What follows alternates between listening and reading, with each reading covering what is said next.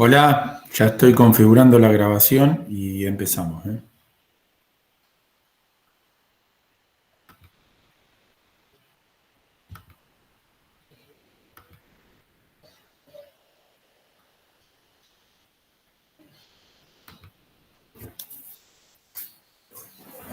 Bueno, vamos a empezar. Ahí me escuchan bien y me ven bien, ¿no? ¿Me escuchan? Oye, gracias Belén en el chat. Bueno, vamos a arrancar con la presentación mientras alguno más llega. Ustedes ya tuvieron la primer clase con Luciana de introducción a objetos. Mi nombre es Carlos Disico, soy el segundo profe de teoría con el que van a compartir el desarrollo de la materia. En primer lugar, les cuento, tenemos las dos comisiones juntas, Junín y Pergamino, dado la complejidad que tenía hoy, que tenía que hacer presencial y grabársela para Pergamino, decidimos unificarla en el día jueves. La semana que viene van a tener la comisión de Junín presencial conmigo en el aula, como lo tienen cargado en la plataforma, y con Luciana tendrán el viernes los chicos de Pergamino. Después avisará Luciana si viaja o la hace virtual como figura ahí. Así que eso primero que nada. Después todas las clases que tengan conmigo van a quedar grabadas y son a través del Meet, así si alguno de ustedes no llega a unirse y lo que sea, puede mirarla después. ¿Sí? Es una ayuda por ahí para o repasar los conceptos o ayudarlos. Bueno, ustedes vieron en la primera clase y ya tuvieron la primera práctica, donde ustedes se van a encontrar con que hacemos un salto de lo que sería la programación estructurada, porque empezaron a ver en el primer cuatrimestre, el año pasado, con la programación orientada a objetos. Nuestra tarea en las primeras clases de teoría, y lo mismo van a ir haciendo en la práctica, va a ser empezar a explicarles qué significa pensar un programa en objetos. Cuando hablamos de pensar o descomponer una solución en objetos, nos vamos a encontrar con que tenemos que definir qué es un objeto, qué es una clase y qué son los métodos. Vamos a trabajar en la diapositiva sobre estos conceptos y luego veremos lo que son esas tres letras que significa UML, que ya algo van a empezar a usar en la práctica o están usando, que sería la forma en la que ustedes van a diagramar estos objetos y estas clases. Una aclaración por las dudas, si alguno, cuando yo estoy dando clase, si alguno queda en la sala de espera del Meet, es porque está usando, se está logueando con la cuenta personal, ¿sí? Si utilizan la cuenta @comunidad de alumnos para la plataforma, no pasan por la espera y quedan directamente conectados. Una aclaración para que lo tengan en cuenta. Bien, y segunda aclaración antes que nos metamos con los conceptos. Ustedes siempre van a ver que nosotros para la clase en Meet o la clase presencial vamos a utilizar una diapositiva o el pizarrón si es presencial de forma abreviada.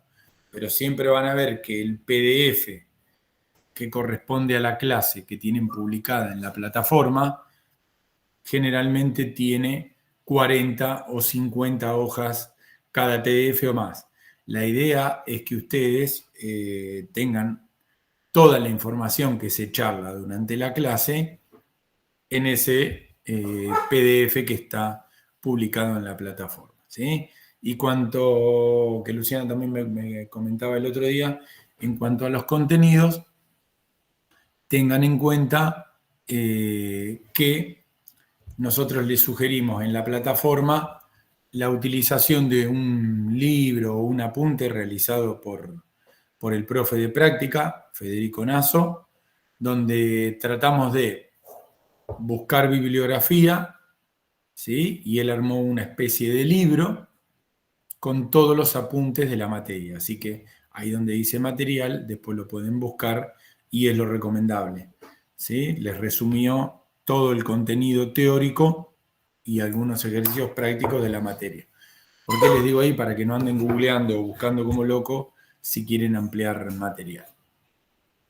Bien, entonces, comencemos con los conceptos. Hoy vamos a ver un poco de clase 2, lo que se figura como clase 2, y clase 3, dado que tenemos que recuperar el feriado de la semana pasada. A partir de ahora dijimos, no programo más estructurado, sino que programo orientado a objetos.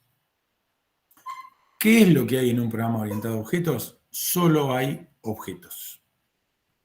No hay otra cosa. Cada elemento que forma parte de este programa es un objeto, que se comunica con otro objeto a través del envío de mensajes. Es como que se van llamando entre ellos. Si yo tengo alumnos, docentes y materias, son objetos, ¿sí? Y entre ellos se enviarán mensajes para generar la funcionalidad de mi aplicación, ¿sí? Ahora vamos a ver un poquito qué es un mensaje, ¿sí? Pero básicamente es eso. Nosotros el lenguaje de programación que vamos a utilizar para que ustedes de a poco vayan aprendiendo a pasar de encontrar los objetos a meterse en la programación, va a ser el lenguaje Java, ¿sí? Que también alguno ha preguntado por el foro. Vamos a utilizar el lenguaje Java. ¿Por qué? Porque se utiliza mucho hoy en día, es muy popular y además porque es un lenguaje puramente basado en objetos, por lo tanto nos vamos a encontrar con un software o un lenguaje de programación que si no creas objetos no te deja hacer nada. Entonces no tenemos lugar a que puedan hacer una programación mixta. Cada objeto que forma parte del sistema, podemos decir que encapsula o tiene en su interior funcionalidad, o sea, cosas que puede hacer y además información, ¿sí? La información de un objeto son todas las variables o todos los datos que el objeto tiene en su interior. Si ustedes están hablando que yo soy un objeto persona, ¿sí? Yo, el profe que está hablando, soy un objeto persona, ¿cuál es la información que el objeto persona almacena sobre mí? Apellido, nombre, DNI y un montón de datos personales míos, ¿sí? Cada uno de esos datos es la información que se dice que está encapsulada o que está guardada dentro del objeto. Y cada uno de ustedes tendrá los mismos datos, apellido, nombre, DNI, pero con los valores propios de ustedes, ¿sí? Por eso se dice que cada objeto tiene encapsulada la operación, o sea, guardada en su interior. Esa información no son más que las mismas variables que usaron el año pasado con un tipo de dato igual que el año pasado, ¿sí? Para que vayan haciendo similitudes. Por ejemplo, el DNI será numérico, apellido y nombre serán de tipo texto o de tipo string, ¿sí? Que la fecha de nacimiento será de tipo date. Para que vayan haciendo una asociación en su cabeza, digamos. Un objeto tiene, por un lado, datos, variables, atributos iguales a los que usaba el año pasado. Y por el otro lado, tiene operaciones o funcionalidades que son las cosas que ese objeto puede hacer. Para hacer una similitud con lo del año pasado, vendrían a ser como si el objeto tuviera en su interior métodos que son del año pasado las funciones y los procedimientos. Le doy la orden de que llamo a esa función o procedimiento y le pido que haga algo. Por ejemplo, un objeto persona, como yo me describía recién, una funcionalidad o una operación que puede tener asociada puede ser hablar, caminar, sentarse, dormir, ¿sí? Son acciones que ese objeto puede llevar adelante. Entonces, siempre en nuestra cabeza pensemos que un objeto tiene dos partes: funcionalidad o comportamiento y características. Fíjense, en el caso de un auto, para poner otro ejemplo, cada objeto se dibuja con este cuadradito, este gráfico o esta forma de dibujarlo es lo que más adelante vamos a ver, que es el diagrama UML, y se divide en dos partes, que es lo que explicaba recién, ¿sí? La parte de las características, que son los datos que el auto tiene, donde marca, modelo, color, son similares a apellido, nombre, DNI, que les di en el otro ejemplo, y esas son variables que tienen un tipo de dato y almacenan un valor. Y en la parte del comportamiento o funcionalidad, que es la parte de abajo, van las acciones que ese objeto puede realizar. Siempre se dicen que son acciones porque se le suele poner el nombre como un verbo en infinitivo, ¿sí? Por eso van a ver que dice acelerar, arrancar y demás. Esto es lo primero que ustedes tienen que hacer en la práctica como actividad, ¿sí? Dado problemas, empezar a encontrar objetos. Fíjense que la parte de comportamiento, vuelvo con la diapositiva anterior, siempre se trata de las funciones que tiene ese auto. Algo muy importante para no enmarañarse o perderse en estos primeros pasos que están dando de la programación de objetos, es no empezar a pensar cómo está programado el acelerar o el apagar o el arrancar. Ustedes piensen que es un comportamiento, que es una función o un procedimiento que van a tener que programar. ¿Cómo lo van a programar? Más adelante. Pero digo, no contaminen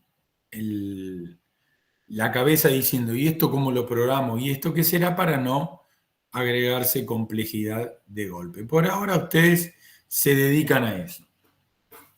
Y siempre la parte de comportamiento, fíjense que está referida a qué hace el objeto y qué puede hacer, y a esa funcionalidad se le llama responsabilidad.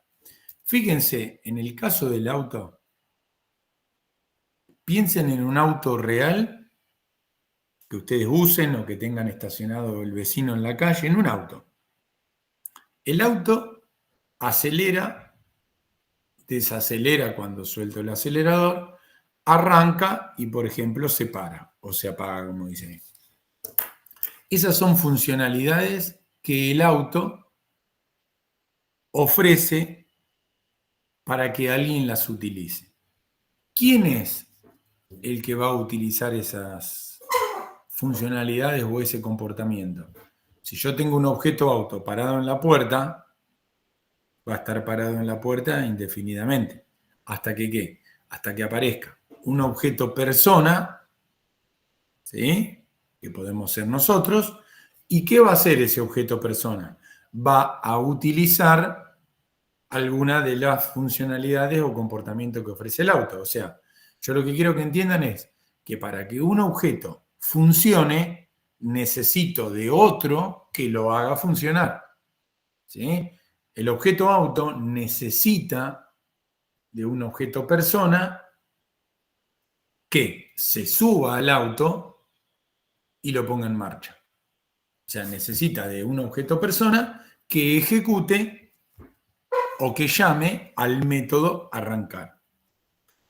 ¿Sí? Esto es muy importante que lo comprendan, porque un objeto solo no sirve para nada. Necesita de otro que le haga algo, y así se va a ir tejiendo, cuando ustedes resuelvan problemas más complejos, una red de comportamiento entre objetos.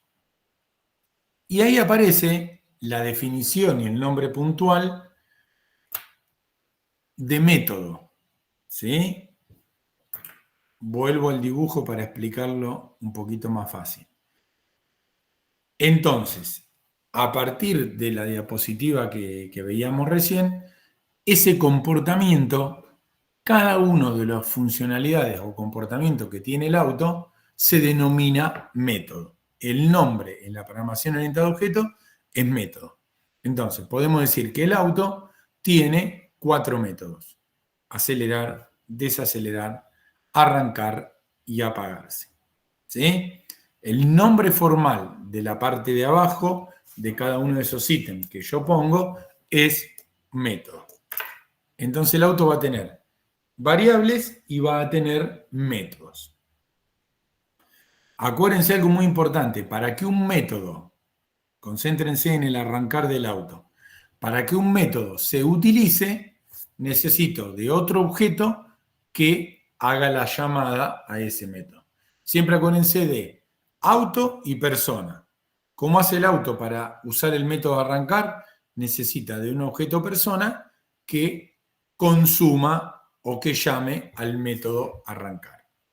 Parece un trabalengua, pero de a poco después va a ir saliendo.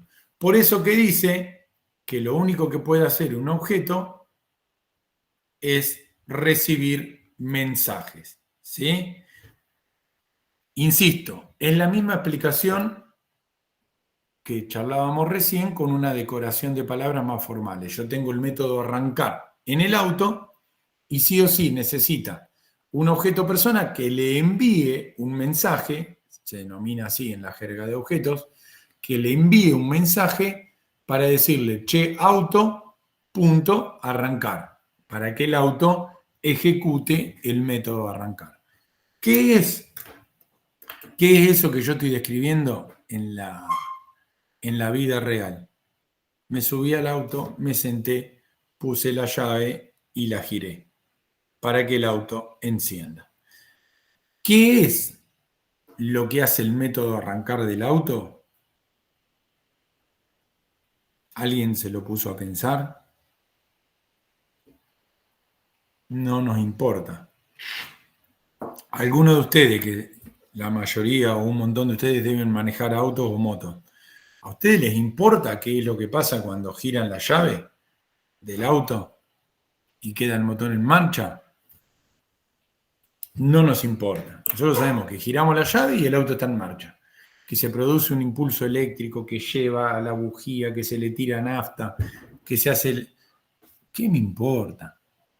Digo, yo lo que hago como objeto persona, me subo al auto, giro la llave. Es importante porque ahí es donde nosotros decimos, cuando llamo a un método, cuando le envío un mensaje, ¿sí?, es problema del auto ponerse en marcha. Pero sin el objeto persona que utilice el método arrancar, el auto permanecería de por vida estacionado en la puerta. Entonces se necesita una especie de colaboración. Entonces fíjense cómo lo vamos armando, ¿sí? Cuando un método recibe un mensaje, es ese objeto el encargado de ejecutarlo, ¿sí? Piensen de nuevo, repito, el objeto auto recibe la orden de arrancar, entonces el método arrancar se encargará de hacer algo que permita que el auto quede en un estado que sería en marcha.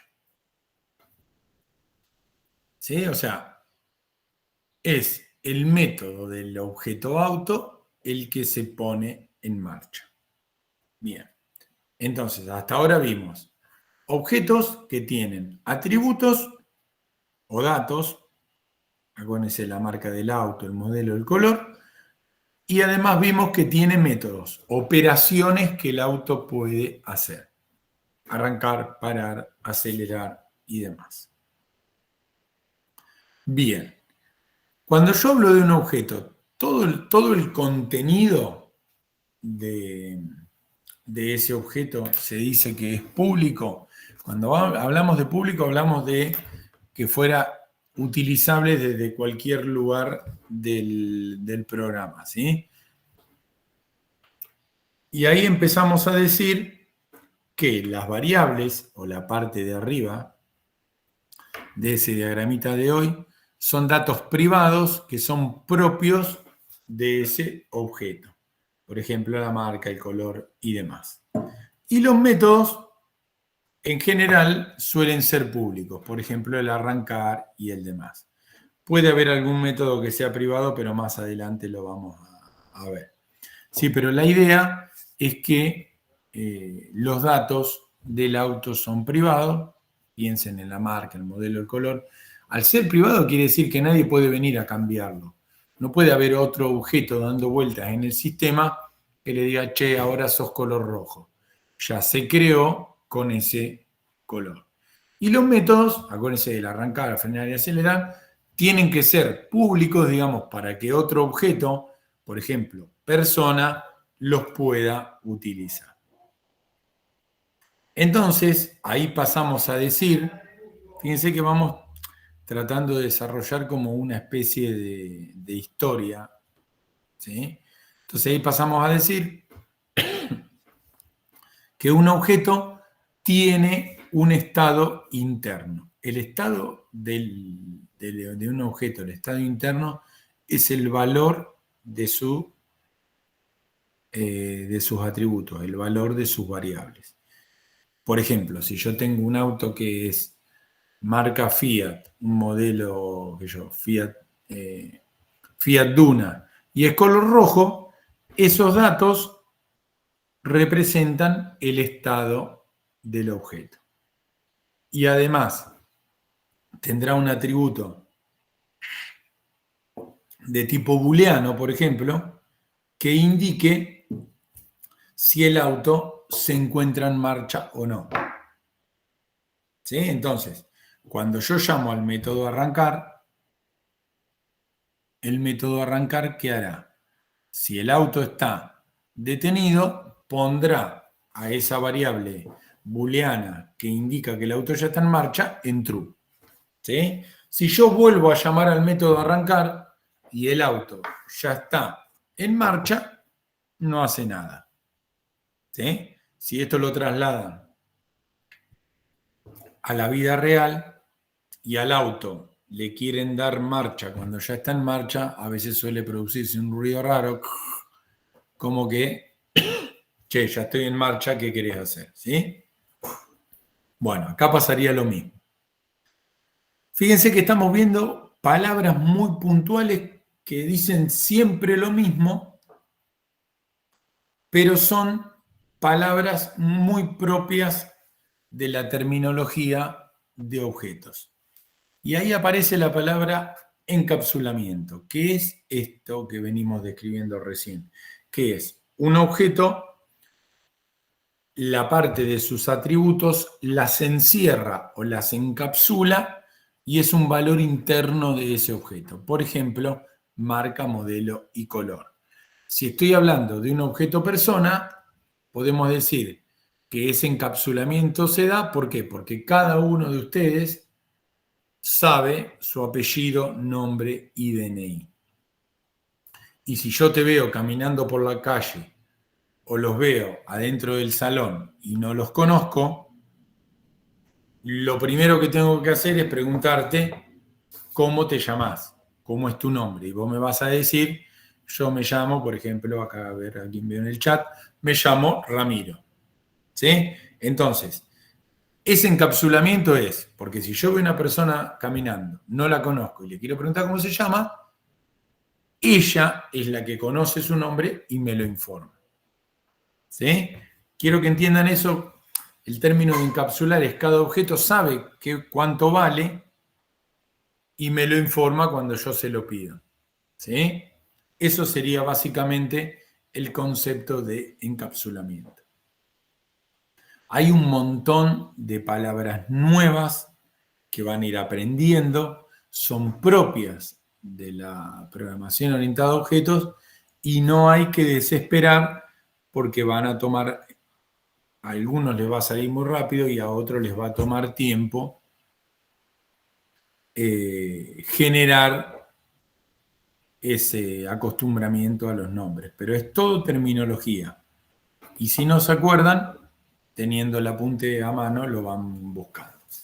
Acá aparece otro concepto, que es el segundo que vimos, ya vimos método, y nos falta ver el tema de qué es una clase. Y acá me voy a guiar por el dibujito. Ahora, esperen que se me corrió por el mouse. Voy a ir al dibujito del auto, así podemos hacer una explicación con algo concreto y no nos distraemos leyendo a esto. Bien, vamos a pensarlo de la siguiente manera. Eso que ustedes ven ahí, que dice auto, dice marca, modelo, color y baúl, y después tienen los métodos abajo, eso es un objeto, es un molde donde yo digo, cada auto que yo utilice en mi programa va a tener esta característica. Ese molde se denomina objeto o clase, ¿sí? Y después aparece, voy a bajar de nuevo para que lo repasen, aparece el término de instancia, donde decimos que la instancia es cada elemento que creo basado en el molde. Por ejemplo, yo recién les mostré la estructura de lo que sería un auto. Ahora, cada vez que yo creo un auto y le doy marca, modelo y color, marca, modelo y color, marca, modelo y color, ¿qué estoy creando? Estoy creando instancias de esa clase. Por ejemplo, como yo le decía hoy, creo un Fiat Duna rojo, un Ford Falcon azul, qué sé yo, un Peugeot 208 verde. Cada vez que creo autos reales a los que le pongo valor, se denominan instancias, ¿sí? Entonces tengo el objeto o la clase que es el molde y las instancias son cada uno de esos moldes que yo voy creando. Fíjense cómo empiezo a hacer la relación. Podemos decir que cada uno de esos autos, uno de carrera, uno de colección, uno de juguete, son instancias basadas en el dibujito que era el molde para crear autos. Es todo terminología muy pura de objetos, pero en definitiva, básicamente, ustedes acuérdense que es hacer el dibujo, defino los atributos, defino los métodos, creo instancias basadas en ese objeto. ¿Sí? ¿Cómo se diagrama esto en la práctica, que ya lo deben haber visto también con los profs y todo? Se diagrama utilizando algo esquematizado que se denomina UML. Se diagrama utilizando este lenguaje que se dice que es para modelar y se le dice unificado porque hace muchísimos años un montón de autores se agruparon, ¿sí? para poder decir, che, si vamos a hacer diagramas para lo que vamos a programar, escribamos o unifiquemos criterios para que cada vez que yo vea un objeto en cualquier lugar del mundo, yo sepa de lo que estamos hablando, ¿sí? El UML es un lenguaje que no es un lenguaje de programación, sino que sirve para modelar, ¿sí? Fíjense como dice ahí la tercera línea. Sirve para que yo entienda qué es lo que hay que hacer, pero no me indica cómo. ¿Por qué no me indica cómo? Porque eso es problema del lenguaje de programación. En nuestro caso, será problema de Java. Pero sí me dice qué es lo que tengo que hacer. Por ejemplo, cómo tengo que crear al objeto, con qué atributos y con qué métodos, ¿sí? Nosotros, para hacer las prácticas desde la primera hasta la última, vamos a usar el modelado UML. Podemos decir, en el PDF de la diapositiva incluso tienen como ejemplo un montón más de gráficos, pero podemos decir que este lenguaje UML se utiliza para, como dice acá, para poder visualizar qué es lo que tengo que hacer, para poder agregarle explicaciones y para poder generar documentación. Este tipo de lenguaje para modelar se utiliza antes de que la información llegue al programador, ¿sí? Y es un lenguaje estándar, no es un lenguaje de programación, acuérdense, es de modelado. Y es un lenguaje estándar en todo el mundo. Por eso que hoy en día es muy fácil que algún conocido de ustedes diga, sí, yo estoy sentado en la pieza, en mi pieza acá en Junín o en Pergamino, y programo para una empresa que yo en Capital, que esa empresa a su vez programa para España. O programo directamente para Estados Unidos o para algún país de afuera. ¿Por qué? Porque con todas estas herramientas que estandarizan la forma de analizar un problema y de especificarlo, entre ellas todo lo que ofrece el UML, podemos tener un lenguaje común entre todos los programadores. El diagrama que nosotros vamos a usar se denomina diagrama de clases o de objetos y simplemente va a ser empezar a generar, como ya deben tener en la práctica, algunos ejercicios y a partir de la práctica 2 más profundo, por ejemplo, empezar a encontrar estos objetos y encontrarle los atributos y las funcionalidades. Ahora vamos a ver en la diapositiva que sigue también es cuántos atributos le tengo que encontrar a un objeto y cuánta funcionalidad. Todo tiene un equilibrio, porque si me pongo a detallar puedo encontrar 50 atributos y 50 funcionalidades, ¿sí? Esto más o menos sería un poquito el resumen de la clase 2, yo para que vayan siguiendo una línea en su cabeza, digamos, y ahora vamos a pasar a lo que sería el resumen de la clase 3. Ahí dejo de compartir y elijo el otro PDF. Acuérdense que esta información la tienen, perdón que miro aquí, esta información la tienen colgada en la plataforma, pero mucho más ampliada. Así que una vez que termine la clase, si quieren, o en estos días, antes de hacer la práctica, pueden leerse un poquito todo el material de forma más detallada.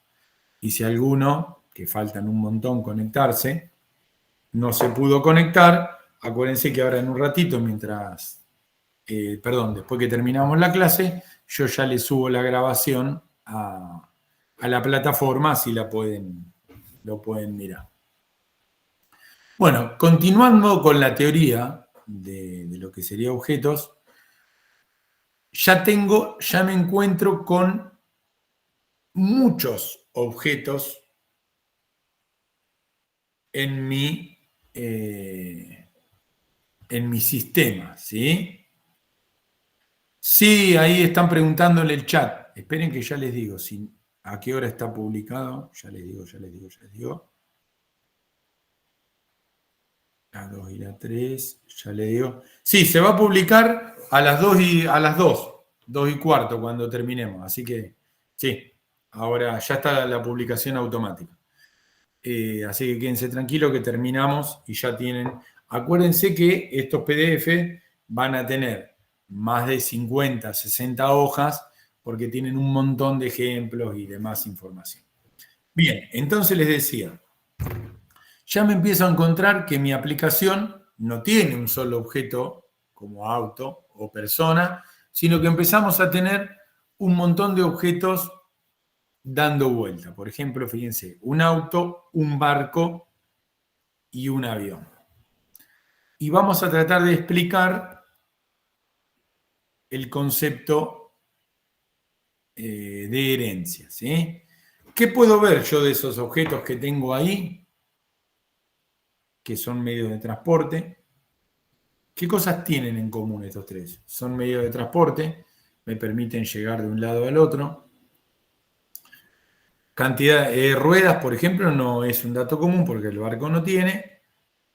¿Sí? Pero, por ejemplo, todos tienen una marca, un motor, un modelo, un color, tienen un montón de cosas en común y tienen un montón de cosas propias. Bueno, la herencia nos va a empezar a enseñar qué es lo que hago con esas cosas en común y con esas cosas que son propias de cada uno. Fíjense que acá ustedes tendrían dibujado qué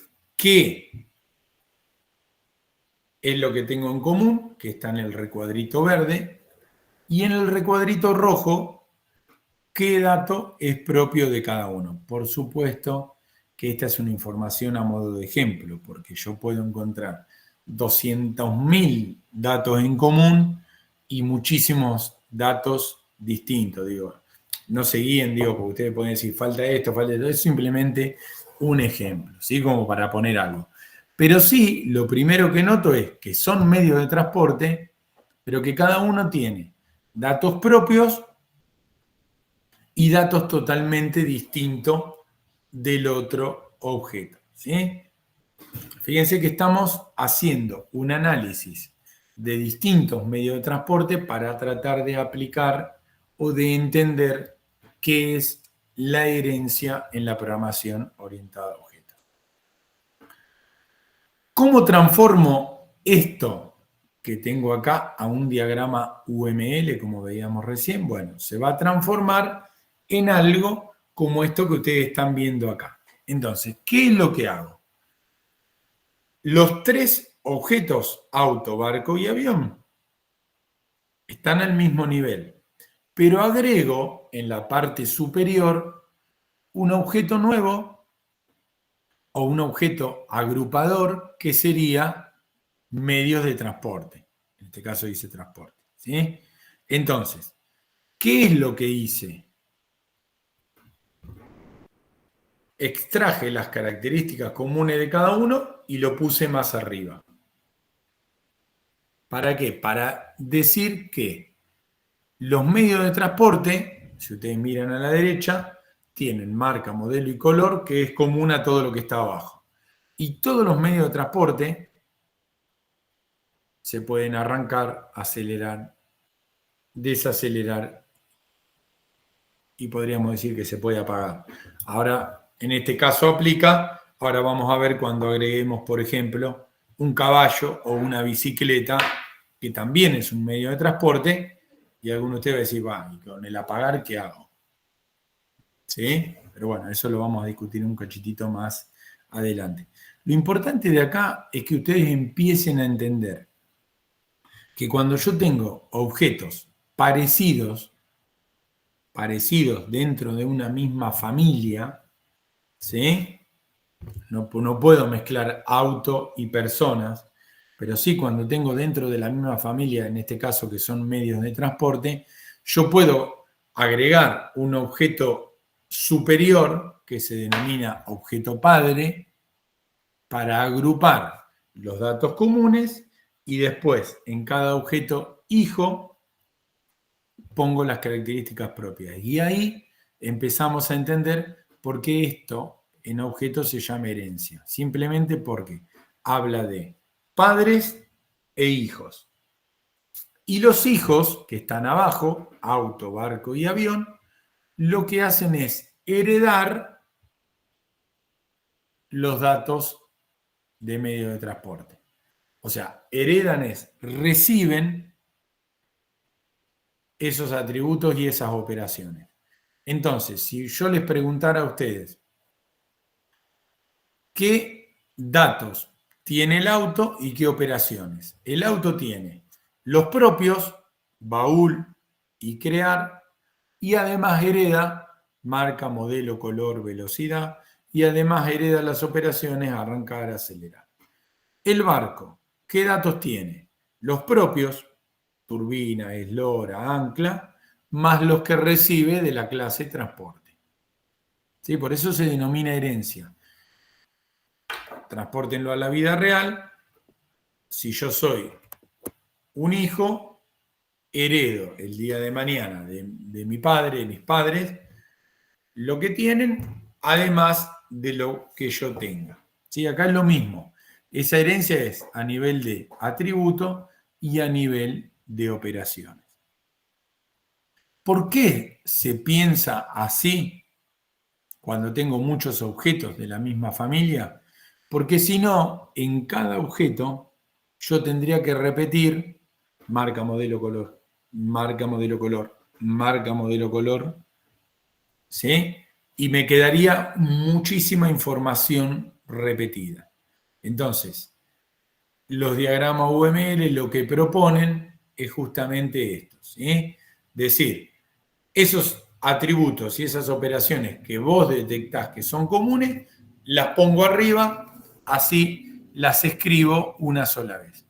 Entonces, estoy ganando prolijidad, estoy ganando evitar redundancia y queda mucho más claro a la vista para cuando yo lo tengo que utilizar. Por eso, algo que se suele decir en la herencia, vuelvo al dibujo para que se ubiquen mejor, es, si yo en la herencia voy de arriba para abajo, siempre digo que los objetos que están más abajo son más específicos, que es lo que decía esa diapositiva, más especializados. En cambio, si miro de abajo para arriba, yo digo que siempre la clase que está arriba mío, en este caso medio de transporte, es una clase más genérica.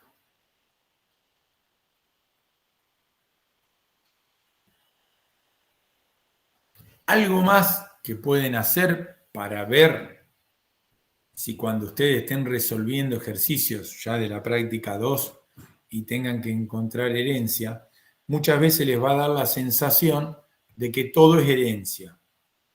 Cuando uno lo está aprendiendo y practicando por primera vez, dice, todo es herencia. Acá hay herencia, acá hay herencia, acá hay herencia. Y a veces dividen de más.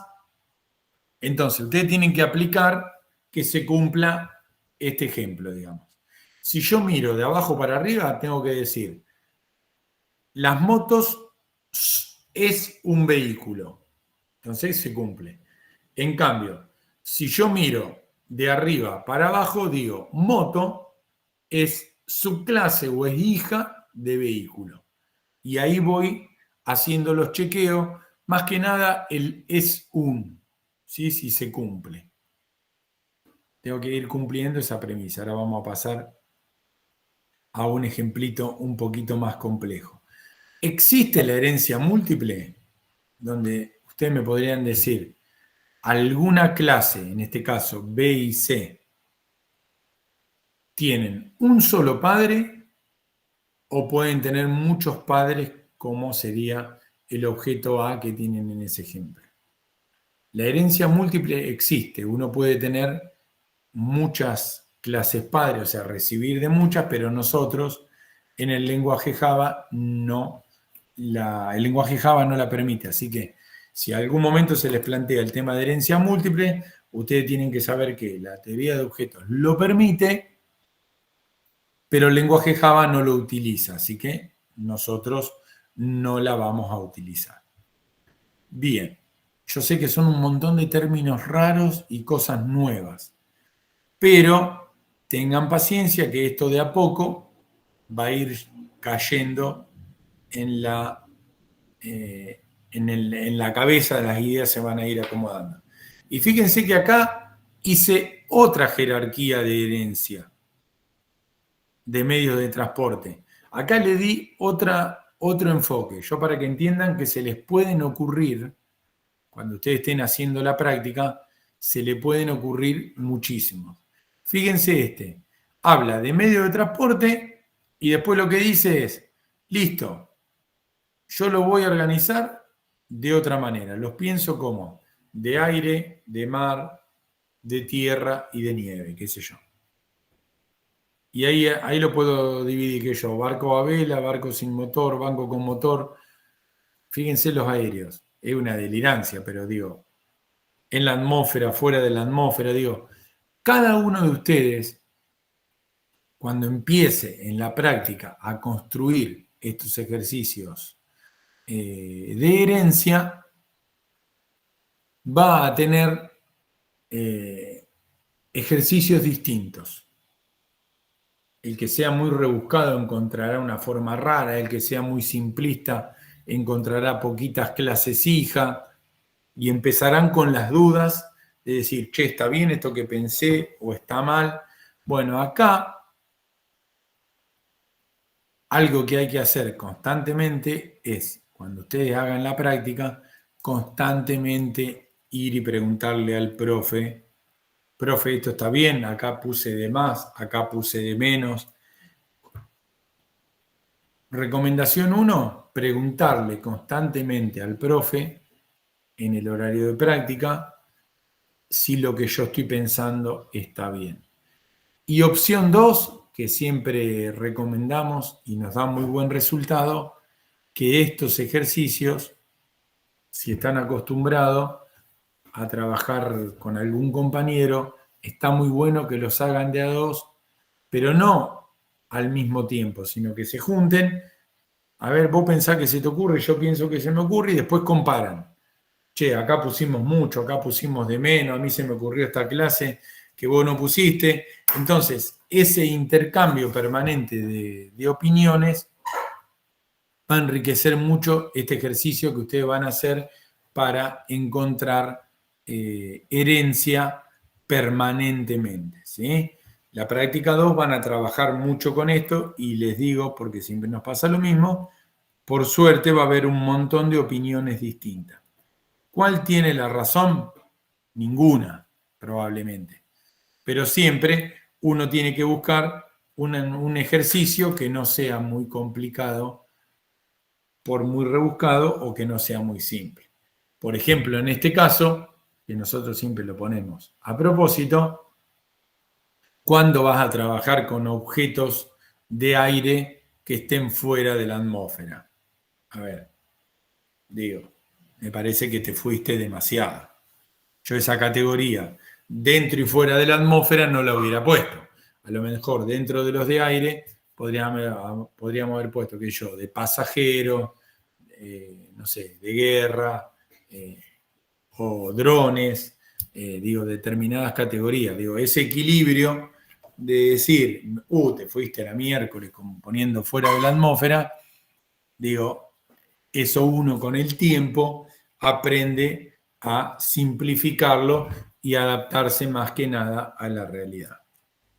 Si vamos al Siempre. caso, fuera de la atmósfera no hay aire. Así que, ¿Cómo? si vamos al caso, fuera de la atmósfera no hay aire. Así que Exacta. no Bueno, sirve ¿ves? tampoco. ¿Entendés? Exactamente. Esa discusión, ¿sí? Está buenísimo lo que vos me decís, Nazareno, es, a ver, che, ¿hay aire o no hay aire? No, no hay aire. Bueno, te fuiste. Digo, uno cuando hace estos diagramas, lo ideal es que los borre un montón de veces y los adapte. Por eso yo le decía, si lo pueden hacer con otro compañero, está buenísimo, o con el profe. Obviamente, cuando hagamos las prácticas de todo esto, háganlo en lápiz, porque se borra constantemente, ¿sí? Digo, pero hay que agarrar una ejercitación y hay que equivocarse y meter la pata. No le tiene que dar vergüenza si van 20 veces a preguntarle a Nelson y por ahí va, o a Fede, y va con un dibujito y te dice, che, esto, anda, hacelo todo nuevo porque no sirve. Digo, no, acá te fuiste, acá, como decía recién Nazareno, no, como fuera de la atmósfera, dentro de aire. O ponés un medio de transporte que están donde no hay aire, o eso, o fíjense, el de nieve y tierra también genera duda, porque como la nieve no está apoyada en la tierra, entonces digo, es muy difícil que haya un criterio único para resolver estos ejercicios de herencia. Pero sí, lo que nosotros queremos despertar en ustedes las primeras veces son dudas. ¿Pongo esto o no lo pongo? ¿Agrego? Bueno, hay que empezar a jugar con eso. ¿Sí?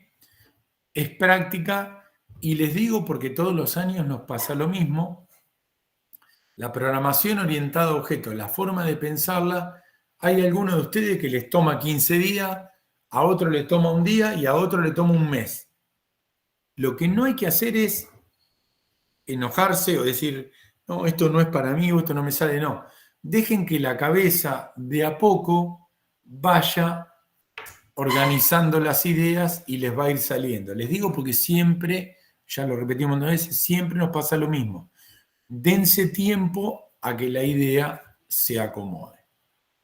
Vamos a profundizar un poquitito y no mucho más en las diapositivas que quedan, pero acá suele aparecer el concepto de clase abstracta y me voy a quedar con este dibujo. Una clase o un objeto abstracto es un objeto que, como su nombre lo dice, no es real. Y en este agrupamiento de herencia, generalmente las clases que no son reales son las que están en la parte de arriba del diagrama. Las clases que no son reales podemos decir en este dibujito que son las que están en color amarillo. Porque yo no digo, che, me voy a tomar un medio de transporte marítimo para cruzar un río. Y alguien te va a mirar y te va a decir, todo bien, pero ¿qué te va a tomar? ¿Una lancha o un bote o un barco? ¿Sí? El concepto de clase abstracta es una clase que está en el diagrama, pero su único objetivo es agrupar a otras clases. Pero si yo digo, ¿cuál es ese objeto en la vida real? No lo encuentro referenciado. Por eso que este diagrama tiene una doble intención para que ustedes vean que los objetos reales son los que tenemos el dibujito. Bueno, el de plato volador habrá distintas opiniones, ¿sí? Pero los objetos reales son los del dibujito. Ahora, los que son abstractos, por eso la diapositiva que sigue plantea el concepto de clase abstracta, son las que no encuentro en la realidad, sino que solamente están para agruparse.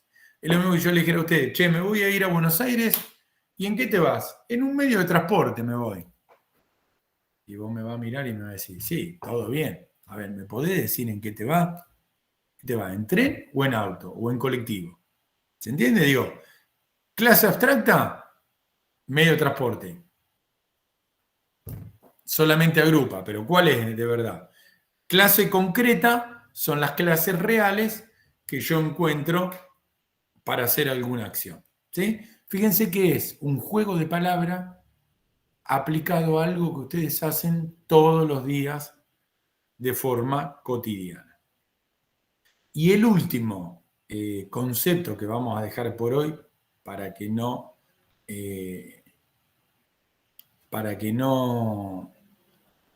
agregar demasiada mezcla, es la palabra polimorfismo. Fíjense que yo me salté la definición para que ustedes miren este dibujo.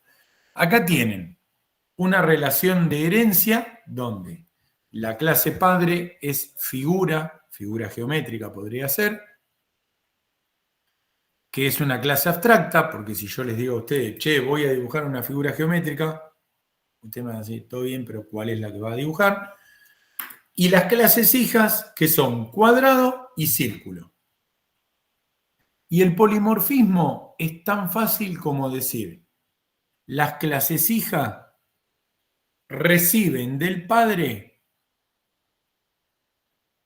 el método que se llama, el método área, y lo tienen ellas con el mismo nombre. Repito, polimorfismo es que las clases hijas hereden o reciban de la clase padre un método con el mismo nombre. Fíjense que no es casualidad que figura, cuadrado y círculo tienen el método que se llama área. Entonces, el polimorfismo lo que te dice es, cualquier figura geométrica sabe o tiene el método área. Ahora, cada una de las clases concretas o de las clases hijas calculará el área de distinta forma. Fíjense que en el cuadrado es lado por lado y en el círculo es pi por radio al cuadrado. El polimorfismo es un concepto un poco más amplio, pero yo se lo estoy reduciendo mucho porque es la primera vez que lo ven, pero es eso, ¿sí? Es que muchos objetos de la misma familia, en este caso muchas figuras geométricas, tengan un método que se llama igual, que lo heredan de la clase padre. Y cada una de esas clases hijas lo implementa o le da la funcionalidad de manera distinta. El método área de la clase figura geométrica no hace nada, porque yo no puedo calcular el área de una figura geométrica sin saber cuál es. ¿Sí? Acuérdense que, para unir un poquito todo lo que vimos, la clase figura es la clase padre de esta herencia y es una clase abstracta. Acuérdense que se denomina abstracta a una clase que en la realidad no existe. Las clases hijas que están abajo son clases concretas y por lo tanto, al ser clases concretas, reales, un cuadrado y un círculo son reales porque los puedo realizar, cada uno sabe cómo calcular el área. ¿Para qué está la palabra área puesta arriba? Entonces, pueden decir ustedes.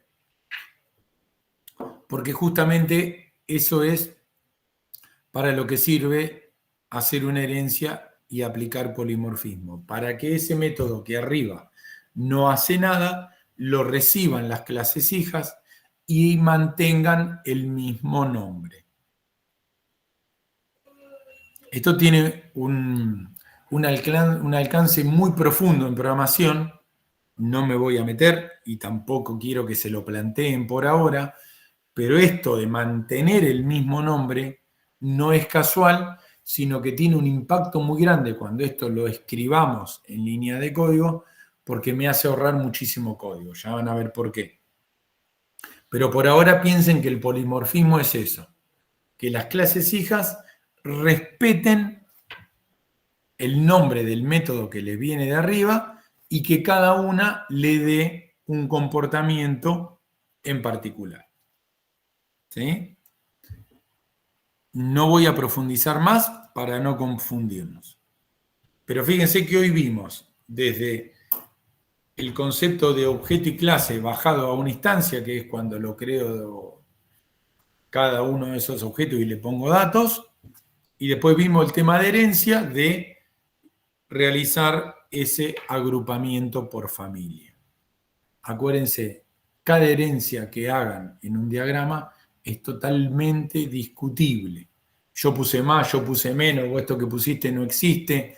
Lo que sí se tienen que acordar que las clases que están abajo en la herencia tienen que ser clases reales. Fíjense este dibujito siempre. Todo lo que está en la parte de abajo de la herencia son objetos reales, el caballo, el camión, el colectivo. La parte de abajo de cualquier herencia son objetos reales. Pero toda relación de herencia da para mucha discusión, porque, por ejemplo, en este caso, ya nos ha pasado y van a tener un ejercicio, si yo quiero agregar un rectángulo,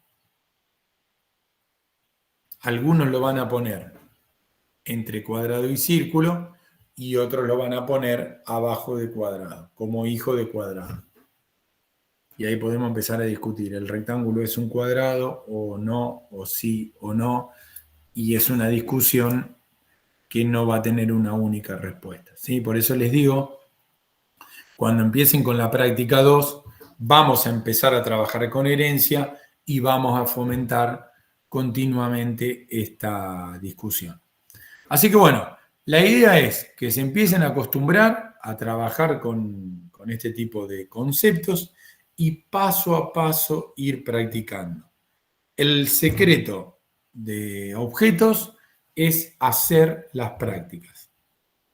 La teoría la pueden ver grabada, no fueron cuando es presencial, la van a tener grabada para la otra comisión o no la tienen grabada y no fueron, la pueden leer. Digo, tienen un montón de opciones, pero el secreto es agarrar la práctica y hacer los ejercicios. Y además de hacerlos, preguntar si están bien. Y además, si no tienen al profe cerca, hacerlo con algún compañero, acuérdense, lo resuelven por separado y después lo discuten. No, esto es muy importante, no hay una única solución. y si yo me junto con un amigo, podemos estar discutiendo un montón de veces sobre un diagrama. Entonces digo, traten de no ser tajantes. No hay una sola solución. Vos tomás esta decisión, yo tomo esta. Por ahí le sacamos una parte, pero por ahí lo seguimos manteniendo distinto.